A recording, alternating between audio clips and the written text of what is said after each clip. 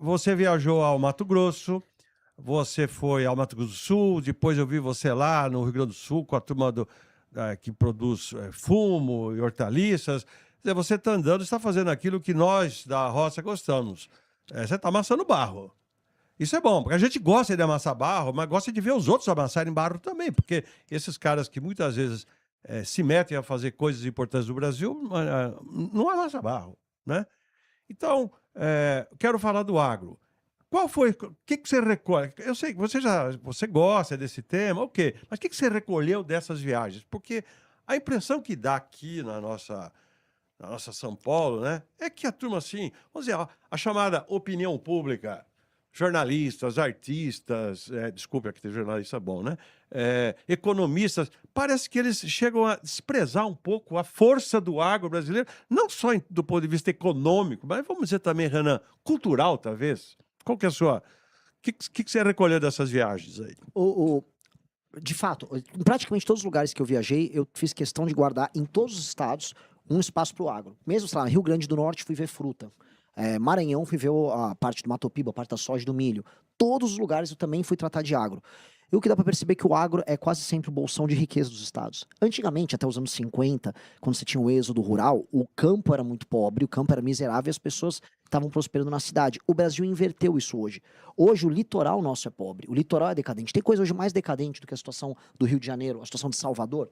São Paulo mesmo hoje é uma cidade plenamente decadente, culturalmente decadente e economicamente decadente. Então o agro venceu esse jogo. Houve uma grande virada de jogo. Eu não vi nada mais otimista e desenvolvido no Brasil do que o Mato Grosso.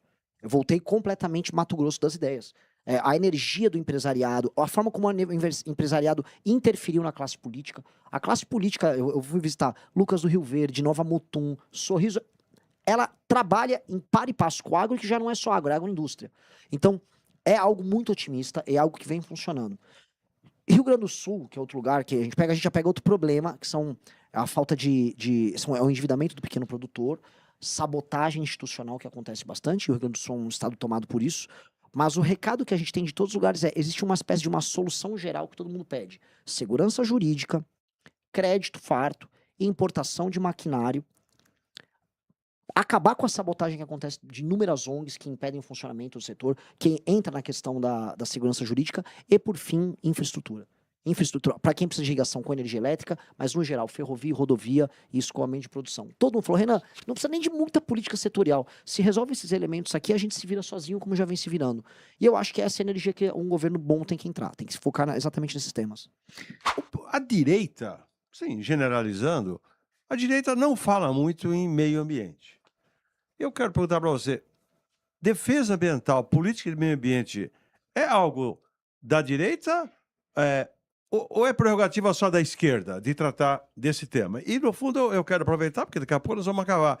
Escuta, como é que você vê hoje essas velhas denominações entre esquerda e direita? Existe esquerda no Brasil? Existe direita no Brasil?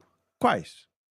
Vamos lá, começando pela questão do meio ambiente. É uma questão de segurança nacional, uma questão patriótica, a defesa do meio ambiente no país, a defesa dos seus biomas. A defesa dos nossos biomas faz parte da defesa das características que nos fizeram uma nação.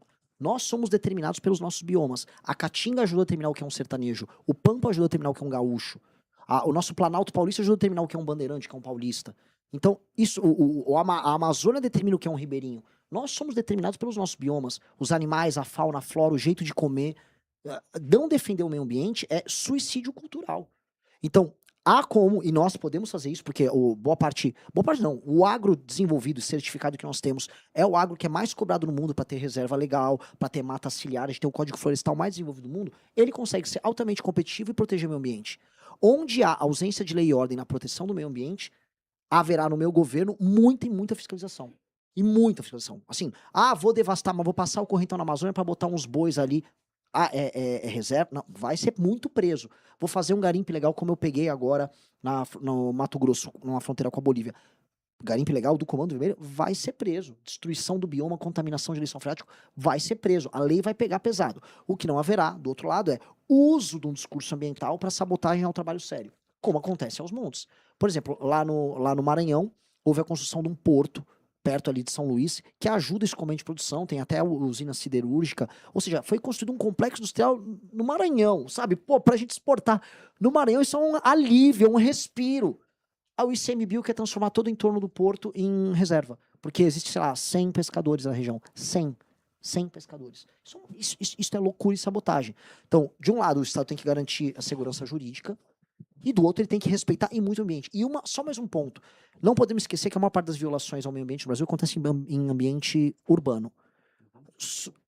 Lençol freático sujo, poluição, dejeto químico sendo jogado, isso acontece majoritariamente em ambiente urbano. Isso afeta a nossa qualidade de vida pra caramba. Então, nós temos que focar muito nesse elemento, porque todo mundo fala em meio ambiente, você está falando do bioma, mas tem esse elemento urbano, que é onde boa parte do impacto sobre o ser humano acontece. Respondeu sobre direita e esquerda? Esqueci. Sim. Eu acho que ela serve como uma categoria para, a grosso modo, ajudar a orientar o eleitor. Mas nada além disso. A gente pode entrar em discussões filosóficas, que se a esquerda é sobre um elemento feminino e a direita é sobre um elemento masculino, a direita é um elemento masculino ordenador, a esquerda é um elemento mais natureza, mais caos, sabe? O yin e yang. Eu adoro essas discussões. Poderia entrar a Revolução Francesa, quem está à direita, quem está à esquerda. Podemos falar sobre hierarquia versus igualdade, torre versus praça. Mas no fim do dia, nada vai ser estritamente preciso, tudo se adapta a contextos regionais. E aqui no Brasil, hoje, virou só marca, é branding, para você buscar um determinado eleitor, e enquanto todos os políticos estão envolvidos nos mesmos escândalos. Então, um político de extrema direita e um de extrema esquerda estão envolvidos no INSS, no Master e agora no das emendas, que a gente está pouco falando, mas se o Dino abre a caixa preta de vez das emendas, cai meio que todo mundo. Gostou do vídeo? Então curta e se inscreva no canal. Nos vemos em breve.